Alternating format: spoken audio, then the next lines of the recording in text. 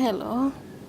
আসসালামু আলাইকুম রহমতুল্লাহি ওয়া বারাকাতুহু। ওয়ালাইকুম সালাম। কি বলছেন?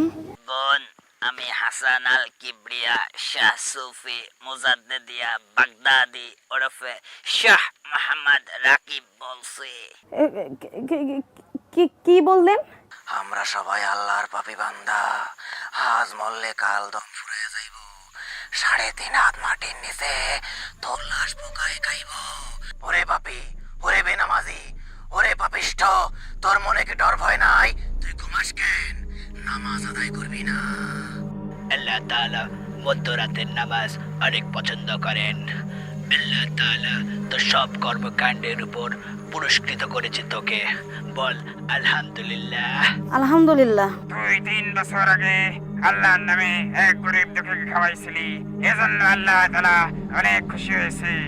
এই জিনের বাচ্চার মাধ্যমে আল্লাহ তাআলা তোকে অনেক ধন সম্পদ বাড়াইয়া দিবে। বল আলহামদুলিল্লাহ। আলহামদুলিল্লাহ। তোর সামনে মহাবিপদ মা, মহাবিপদ। আল্লাহ মাহ কাফিরিন মুস্তাফা কামাল সাফিরিন।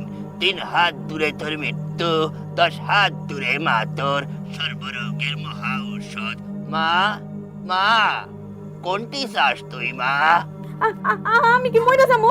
হুজুর, হুজুর আমার দুইটা ছোট ছোট পোলা পাইন আছে। হুজুর, আমার কি মৃত্যু হইব হুজুর? হুজুর। মা জননী, এখন আমার কথা মতো কাজ কর। তুই উযু কর, পরিষ্কার পরিচ্ছন্ন হয়ে 2 রাকাত নফল নামাজ আদায় কর মা। এরপরে এই দিনের বাচ্চারে ফোন করবি। জিনের বাদশা মারা আমি হলাম জিনের বাদশাদের সর্দার। জিন ছাড়েন না ওজা আমি এমন ফু দিমু একদম উড়িয়া যাবি। ওয়াক